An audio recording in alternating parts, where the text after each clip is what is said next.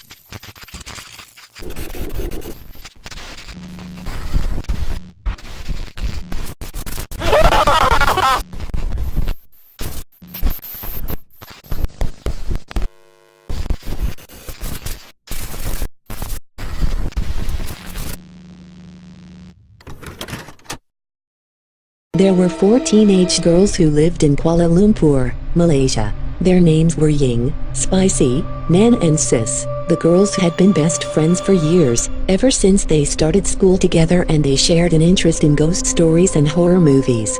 They had heard an urban legend about their school. According to the story, a girl went missing one of the school bathrooms and it had been locked up ever since. The girls decided that they would break into the bathroom when nobody was looking and take a look around. "I wonder what we'll find," said Spicy. "Maybe we'll find the girl's corpse," laughed Nana.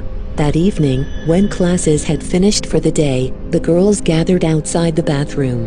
The hallways were deserted and all of the other students had gone home. Sis used a hairpin to pick the lock and the door swung open. The bathroom looked clean, but it was empty. When they checked one of the stalls, they found a camera lying on the floor. The strange thing about it was that it was still working and the battery was full. Sis picked it up and started flicking through the pictures. There was nobody in the photos. They were all empty shots of parts of the bathroom.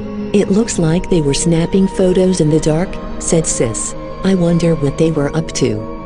"Oh my god, I think I know," exclaimed Nana. "They were trying to capture a ghost. You're supposed to go into a dark room and snap photos, and if it's haunted, a ghost will appear in one of the pictures." Ying was a little freaked out by this and she wanted to leave. "Let's take a selfie before we go," Nana suggested. Ying, Spicy and Nana posed together while Sis snapped a picture of them. Then, they left, switching off the lights and closing the door behind them. As Sis was on her way home, her phone started ringing. The call was coming from a private number. When she answered it, she heard a strange, rasping voice on the other end. "Delete," it said. "Delete." Then, the call suddenly ended. Sis wasn't sure quite what to make of it. She assumed it was just someone calling the wrong number. When she got home, she plugged the camera into her laptop and started looking through the pictures again. When she came to the photo she had taken of the other 3 girls in the bathroom, she noticed something odd. Nana's hair looked strange. Sis decided to give her a call, but Nana didn't pick up her phone. A few minutes later, when she looked at the picture again, something was wrong. Nana had completely disappeared from the photo. Sis was a little frightened and she wondered if her eyes were playing tricks on her. When she took a closer look, she noticed that Spicy's hair looked much longer, as if she was wearing a wig. Sis was worried and she decided to give Spicy a call. "Hey," said Spicy. "What's up?" "Hi, something really weird just happened," said Sis. "Remember when we took that photo in the bathroom?" "Yes," Spicy replied. "Nana was in the photo, wasn't she?" "Yes," Spicy replied. "Well, she's not in the photo now." "What do you mean?" Spicy asked. "It's just you and Ying in the photo now," said Sis. "And your hair looks really long." All of a sudden, the call cut off. Sis tried to call her back, but Spicy didn't answer her phone. When she looked at the photo again, Sis got a fright. She almost jumped out of her skin. Spicy had disappeared from the photo and now, there was only Ying, standing on her own in the bathroom.